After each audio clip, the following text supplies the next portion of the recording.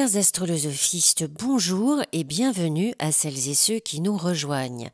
Nous nous retrouvons aujourd'hui pour la conjonction Jupiter-Uranus qui a lieu le 21 avril 2024 à 21 degrés 49 minutes pour être précise dans le signe du Taureau. Alors ce n'est pas comme l'influence rapide du Soleil ou de la Lune, c'est une énergie qui nous sollicite depuis au moins juillet 2023 et qui continuera à bouger, renouveler nos modes de vie, nos croyances, nos certitudes. Alors c'est une signature de distanciation et de révolte contre toute forme d'autorité. On peut être contente de se retrouver dans un groupe ponctuellement, mais nous pouvons éprouver des difficultés à ressentir de l'appartenance à une communauté.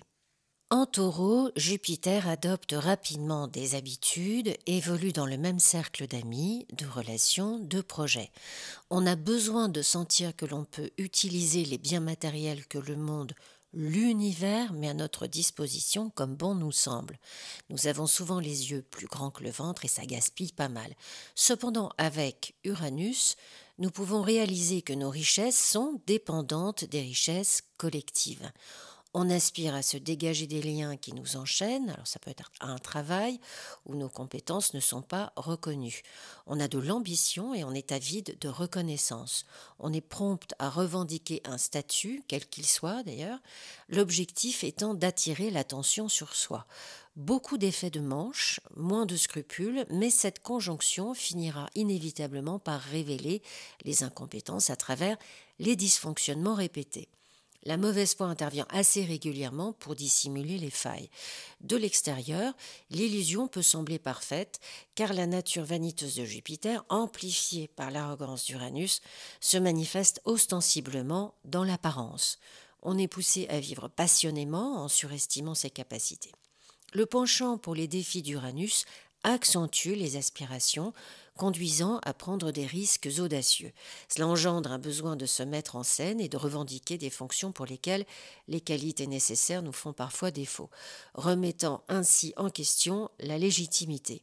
Dans cette quête démesurée, l'accès à la renommée est souvent entretenu, cachant parfois un sentiment de compensation.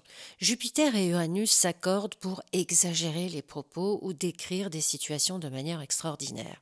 Dans la vie quotidienne, il y a un désir constant d'impressionner les autres, même dans les tâches ordinaires, en y ajoutant des touches spectaculaires, ce qui traduit au mieux un manque de modestie, au pire un accablement pour l'entourage.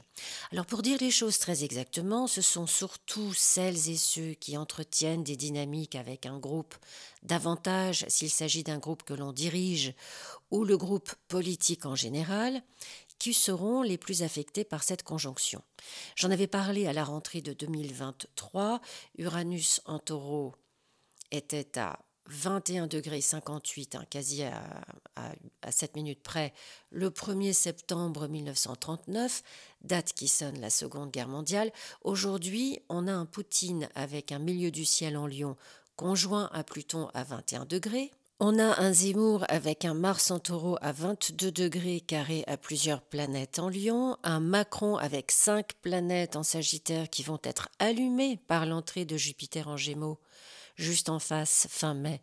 Même topo pour un Trump qui est Gémeaux et qui en plus a son milieu du ciel à 24 degrés du Taureau, qui est en carré à Mars en Lion à l'ascendant, un Zelensky avec un milieu du ciel en Verseau à 20 degrés et sa lune en Lion qui est juste en face, etc., etc. On prend n'importe quel profil politique en ce moment, c'est vraiment sous les phares de cette conjonction Jupiter-Uranus. Et tous ces gens tiennent le haut du pavé avec des égos qui sont stratosphériques et les mêmes propositions que de leurs déjà très hystériques et navrants prédécesseurs. Avec Uranus en Taureau, on est obligé de sortir de l'ancien, de faire le deuil de sécurité thésaurisée depuis des lustres, de considérer l'avenir de l'humanité dans sa globalité, voir, en fait, avec Uranus, on doit voir comme on n'a jamais encore vu. L'expérience de cette conjonction, lorsqu'elle est discordante, conduit à une remise en question et à un retour à la réalité du monde pour mesurer le décalage entre l'image que l'on projette et les compétences réelles, le rôle que l'on joue et notre véritable identité, permettant finalement de trouver une place en adéquation avec nos capacités et de renouer avec la modération. Elle pousse à vivre en surestimant ses capacités, mais invite à la cohérence entre ce que l'on est et ce que l'on fait, après les périodes de remise en question, parfois difficiles pour l'estime de soi. La conjonction Jupiter-Uranus est une accélératrice d'évolution. Elle incite à réviser les attitudes exagérées et à apprendre l'humilité avant de poursuivre notre chemin.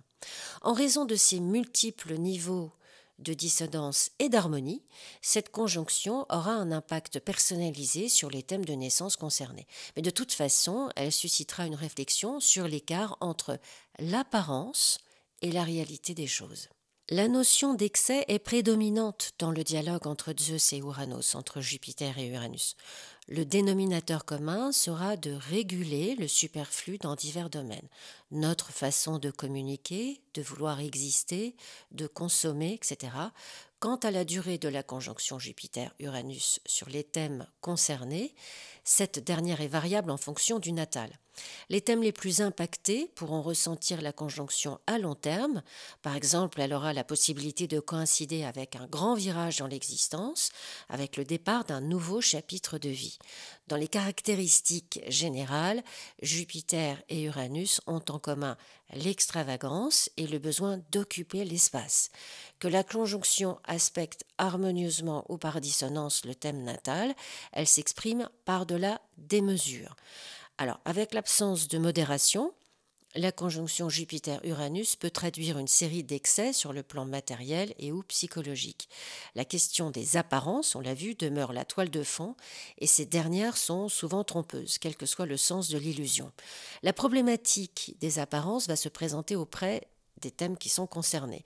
Alors, harmonique, Jupiter et Uranus sont des planètes dont la manifestation est celle d'une énergie émettrice et non réceptrice. Aussi, leur contact donne lieu à des attitudes bien spécifiques. On s'impose en envahissant l'espace sans en être toujours consciente. Le sens de cette énergie se ressent avec évidence dans la communication. La conjonction incite à communiquer de façon démonstrative, passionnée, à transmettre nos idées avec fougue et quelquefois un peu avec véhémence. L'abondante communication part d'un bon sentiment, celui de solliciter une large audience afin d'y faire adhérer des groupes pour de grands projets. Notre nouvelle ambition a véritablement la possibilité de fédérer et nous pouvons trouver des collaboratrices, des partenaires de talent pendant cette période. Gardons en tête que de l'extérieur, ces attitudes peuvent être reçues comme une personnalité quelque peu envahissante. Cet aspect augmente considérablement la confiance en soi et décomplexe. Sur le plan professionnel, il fait naître le besoin de rénover des concepts existants. L'impétueuse énergie d'Uranus, associée à celle de Jupiter, entraîne vers une quête de reconnaissance. L'absence de l'appréhension du regard des autres et l'audace font des atouts évidemment considérables pour un avancement social très notable. Dans la communication, l'association de ces deux planètes donne des atouts pour captiver un auditoire. On monopolise la conversation, on expose nos idées avec emphase afin de convaincre. L'aspect harmonique de la conjonction ne diminue pas l'exagération attribuée aux deux planètes. Un besoin de se faire remarquer, voire d'épater, persiste sur le plan matériel ou dans la vie sociale. L'ordinaire peut être mis en scène, théâtralisé. Et la colère surgit en cas d'écoute insuffisante. L'influence harmonique de cette conjonction va accélérer et délivrer une envergure à la dimension professionnelle et à la vie sociale. Alors le facteur chance se matérialise par des opportunités inattendues et la trajectoire professionnelle franchit une étape importante. Si en transit, la conjonction entre en résonance avec des aspects Jupiter-Uranus de nativité, une période de croissance s'ouvre devant soi, un changement de vie s'enclenche. Alors sans résonance avec le natal, ni cycle jupitérien ou uranien en vigueur, un aspect harmonique de la conjonction vers des planètes natales dispose d'une influence plus réduite. Elle coïncide avec un coup d'éclat, souvent professionnel, ou une période d'épanouissement, sans véritablement déboucher sur une période de changement majeur. La conjonction Jupiter-Uranus en Taureau éveille la conscience humaine à ses responsabilités envers la planète. Avec Uranus, c'est une prise de conscience collective qui passe la 4e. C'est un réveil général face à l'essor croissant du consumérisme dans notre société contemporaine. Les préoccupations autour du pouvoir d'achat et de la gestion budgétaire sont évidemment au cœur des réflexions visant à changer nos habitudes de consommation. Le taureau symbolise traditionnellement le monde agricole et rural, faisant de l'avenir de notre alimentation une priorité cruciale à l'échelle mondiale. Il est plus que jamais nécessaire pour l'humanité de prendre en compte l'équilibre des écosystèmes et l'impact de ces activités sur la nature. Alors que cette prise de conscience est déjà accentuée en 2018, à partir de 2018 avec l'entrée d'Uranus en Taureau, la transition écologique devient une question brûlante avec l'entrée de Pluton en Verseau, exacerbant les tensions entre l'émergence de nouvelles technologies et les impératifs environnementaux pour l'avenir de l'humanité, de la planète. La conjonction Jupiter-Uranus en 2024 catalyse ces préoccupations sociétales en entraînant l'instauration de nouvelles mesures et réglementations. Alors, le sextile que cette conjonction fait avec Mars, qui est à 22 degrés des Poissons, dans le cycle Jupiter-Uranus, met en lumière l'importance des questions écologiques aussi, notamment la gestion des pollutions et des produits chimiques, ainsi que les avancées technologiques dans le domaine du traitement de l'eau et de la préservation de ses ressources.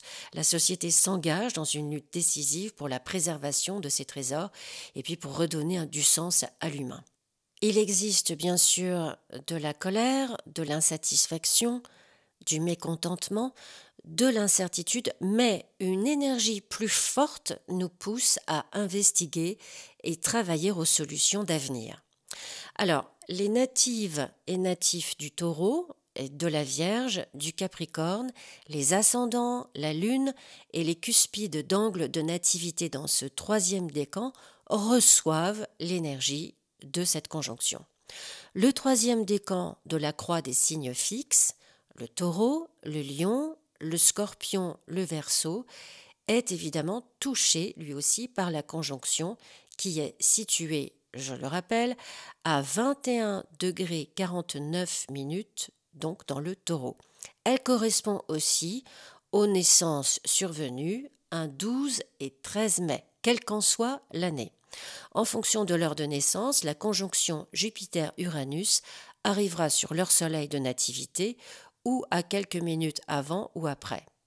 Les naissances du 11 et du 14 mai, bien qu'à 1 degré d'orbe avant ou après le lieu d'enregistrement de la conjonction, seront moins impactées puisque la conjonction va s'enregistrer après ou avant la position de leur soleil de nativité.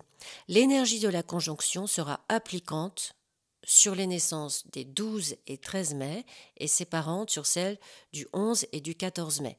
Mais nous avons toutes et tous une maison dans le signe du Taureau et il s'agira de savoir laquelle afin d'y maîtriser une certaine forme de modération afin de ne pas dégringoler quand Jupiter en Gémeaux sera en carré à Saturne cet été. Alors, abordons succinctement l'entrée justement de Jupiter dans les Gémeaux le 26 mai. Jupiter va rester dans ce signe jusqu'au 10 juin 2025. C'est important parce qu'ici, c'est la croix mutable, donc Gémeaux, Vierge, Sagittaire et Poissons, qui est activée par Jupiter. Saturne, qui est présente sur cet axe depuis mars 2023, a invité ces signes-là, principalement ceux du premier décan, à son principe de réalité, à une structuration ou une restructuration, à faire preuve de responsabilité et de maturité. C'est à présent le 2e décan de cet axe qui est appelé à ces énergies saturniennes. Alors, Jupiter en Gémeaux, ça donne la bougeotte, on a un désir avide d'accumuler des connaissances, une curiosité infinie qui nous pousse à explorer différents domaines. Ce Jupiter prolifique, curieux et éparpillé nous incite à nous plonger dans l'apprentissage et à chercher constamment de nouvelles informations. La mobilité tant mentale que géographique est une caractéristique majeure de cette position planétaire. Dans son élément air, Jupiter se déploie pleinement, favorisant une communication fluide et naturelle.